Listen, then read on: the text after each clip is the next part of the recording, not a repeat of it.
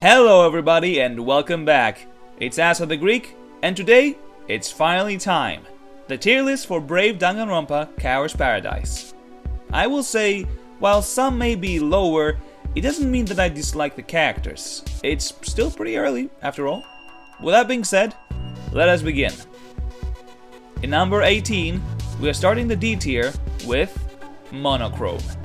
I think it's to no one's surprise that the host of this killing game is last on my list. If you've seen past tier lists of mine, then you know that I'm not the biggest fan of mascots in general.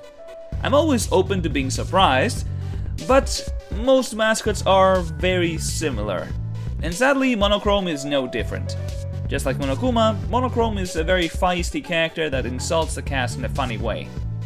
Sure, this is still the prologue, so maybe Monochrome will be better moving forward, but so far she feels like just another cutesy looking mascot that plays similar to Monokuma, and that's... not my style. She has a really nice design though, for a mascot character. At the bottom of C tier, we have Yukio Sato. The Ultimate Patissier ranks number 17. Yeah, if you've seen my reactions, you know I'm not the biggest fan of Yukio. I just tend to not like the kid-looking characters. And while Yukio is voiced by Lumisa, who is very skilled and I'm sure will do a great job, his design isn't really for me, and his personality was from the most tame ones out of the cast. In a cast full of whimsy and goofiness, the more normal characters don't stand out too much. And Yukio felt kinda forgettable during the prologue. He was just there. Who knows, maybe chapter 1 will make me change my mind. At number 16, we have Akira Akagi. Yes, Hiroto's sister makes it to the tier list. I always rank actors that are named and have at least one sprite, and Akira has plenty. Yes, she's very cringy, I won't deny that, but the interlude alone was enough to make her stand out as a memorable character, even if she's not important to the story. But yeah, despite her cringy ass, she was pretty entertaining, which is why she's placed above Yukio. I do hope we see more interactions like that for the rest of the cast too. Top of C tier goes to the Ultimate Occultist. Ume Umori gets the 15th spot. She's in a similar case to Yukio. She looks too much like a kid, and even if I like her design more, she doesn't really do much. I'm getting big Himiko Yumeno vibes from her, which might be why I place her this low currently. I do not like Himiko. But yeah, maybe Ume will surprise me in the future chapters. Right now, unfortunately, she's staying here. We are in the B tier now. At the bottom, at rank 14, we have Hibiki Kotobuki, the Ultimate Audio Technician. I've said it before, but comic relief characters rarely get placed high in my tier lists. So unfortunately for Hibiki, he's already fighting an unfair battle here. While his design is pretty cool, he does remind me a lot of Ibuki. Maybe I'm wrong here and he's not truly a comic relief character, and in the future chapters he'll be a more serious one. But right now, it seemed to me that he was here mainly to make jokes or lighten the mood with his stupidity, so yeah, sadly I'm placing him low in this tier list. At number 13, we have the Ultimate Journalist. Mitsuba Hagihara is a character that, right now, I have mixed feelings. I think Mitsuba has the potential to become one of my favorites, depending on how the story handles her character. At the same time, however, if the story goes to the opposite direction with her, I fear that her high-pitched voice might get annoying too quickly. If her character ends up being any similar to Tamba, boiling down to her screaming accusations at people each trial, I am not gonna be a big fan of her. I think her design is pretty cool though. The Ultimate Doctor gets the 12th spot. Ichiro Taida is an interesting character. I do like his design, but sadly for Ichiro, he falls under the quiet and tired character archetype that I'm not super fond of. Now, he does seem like he can be passionate and more dynamic at times, specifically when duty calls, so that is a plus for him. But in the prologue, he didn't really do anything. He was sleeping before his intro, then went back to sleep again. I don't think he said much until Monochrome pulled up, and even then, he wasn't really all that talkative. I want to put him higher, but I'm going to need him to wake up and lock in a bit more often. The 11th place goes to the one and only Hiroto Akagi. The Ultimate Vigilante, Revenger Red, is a pretty safe pick. While I think Hiroto looks cool, and I do love me some superheroes or vigilantes, Hiroto feels very safe as a protagonist for a fangan. That's not a bad thing necessarily, but as of right now, I'm not his biggest fan. Of course, I rarely like the main characters of a story. I mean, I like the MC to an extent, but very rarely they're in my favorites.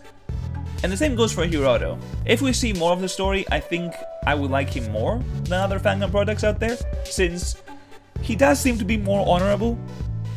He's still a hero, so I think I will be liking his values a lot more. That being said, as of right now, he's alright. The top of B tier also ranks number 10. We're in the top 10 now. The ultimate tailor Hana Kongo is placed here. I do like Hana's design, and as the friend of Hiroto, she does have more relevance than most of the characters in the prologue. I think it's a case of the little sister mentality. Like, I'll know I feel really bad when Hana dies, because I know she will. She's a nice girl, and while I did think I'd be putting her higher, she's from the more normal people here, and being normal in the prologue means you don't shine all that much. I'm sure I'll place her higher after chapter 1. Please, let it be soon. At the bottom of A tier, we have the ultimate actress. Stella Hoshinari ranks number 9 on my tier list, and I'll be honest, I am a bit disappointed with Stella. Well, that's not entirely true. It's a case of overhyping something in your mind that when you end up seeing it for yourself, it doesn't live up to your expectations. That's how I feel about Stella currently. I was so certain she'd be one of my favorites that after finishing the prologue, she felt less than what I was expecting, at least. She's not a bad character by any means, I still like Stella, but for the prologue she wasn't super relevant, and that Karen act in her intro was definitely a scare. 8th place goes to the ultimate bomber, Honoka Onizaki. Now that's a bombastic character, pun intended. Honoka is definitely a fun character. I do like how she has two personas, the more nice one for the fans and the crazy and chaotic regular one. While it isn't super original to have a celebrity character putting up a nicer front, in Honoka's case it works really well. I think if she was chaotic all the time, she'd get tiring quickly, and if she was putting on the front all the time, it'd be too obvious she's faking it. I think this way makes her character very fun and interesting, worthy of top 8. Daisuke Shuriaki gets the top 7 spot. The ultimate skateboarder is a pretty cool character. Honestly, my type of character. A big brother tries to be the leader of the group. You know how I feel about those types of people.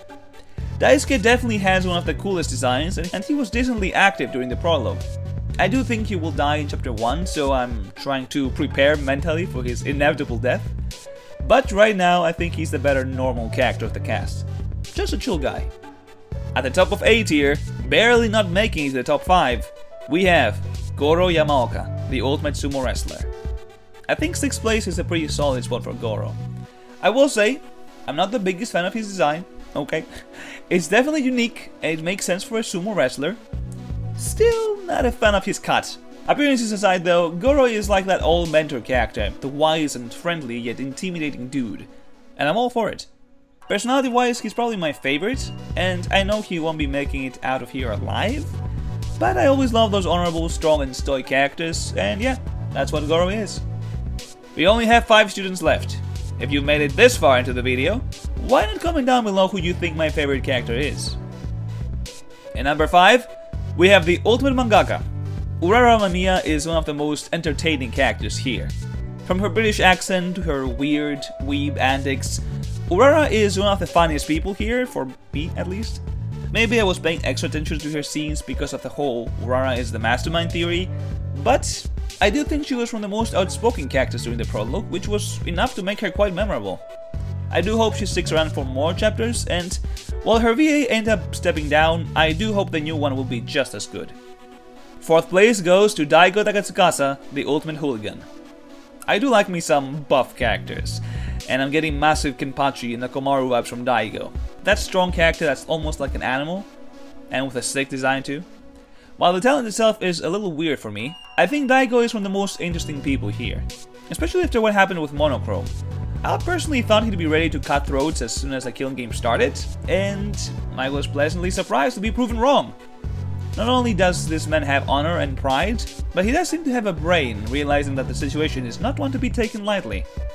And of course, Daigo was the most influential character in the prologue, having this whole moment where he attacks Monochrome only to get punished right after. That was really good. Third place goes to the last male student of the cast, Kazuya Makishima, the ultimate pro golfer. I'm sorry, Kazuya is too cool. Aside from the fact that I love his design and his voice is really sick, his personality works great as a potential antagonist to Hiroto. Maybe I'm getting a nostalgia factor from him, as he feels like Blue and some of the older rival characters in anime and games, where they are simply better in everything compared to the MC. But I really like how he's an asshole that can actually pull it off. There are always cases of asshole characters who in the end aren't all that much, but he can pull it off because he thinks he's the shit, and he is. I really hope he's not a fake out antagonist and he sticks around, because honestly we need more fake out antagonists to stop going the Kokichi Nagito route of batshit crazy and follow more normal ones like Byakuya. The silver medal goes to the ultimate question mark, Anko Hibana. I think it was pretty clear from my reactions that Anko is one of my favorites. Sure, the whole mystery around her is giving her more points, as I am more locked in during her scenes to spot anything, but she's a very fun and chaotic character that does seem to get serious when she needs to. Yes, one could say that she falls under the Kokichi archetype character, but as long as she's not secretly the antagonist, I don't mind. A little crazy never hurt anyone. Anko also has a pretty unique design, might be from my favorites of this cast. I might go back one day and rank every character based on design, who knows. But, yeah, big fan of Anko. Please, don't let her be another fake out like Rantaro was. If you've been keeping track, you know which character is left. My favorite character from Brave Danganronpa Coward's Paradise is none other than the ultimate archer, Rei Tsuji. Rei is the opposite of Stella, in a way. I'm not sure how to word it. Just like Stella, I had high expectations for Rei, and she delivered. In the prologue, she was exactly like what I was expecting. A social awkward, girl-feel-like character that is usually very stoic. I don't know why, but I really like these types of characters, and I was not disappointed. I don't expect insane stuff from Rei moving forward. If you've seen my death order predictions, I expect her to die early. But as long as they keep her about the same, and they don't do anything too extreme in a negative way with her character, I'll be happy. You should be seeing my full tier list now.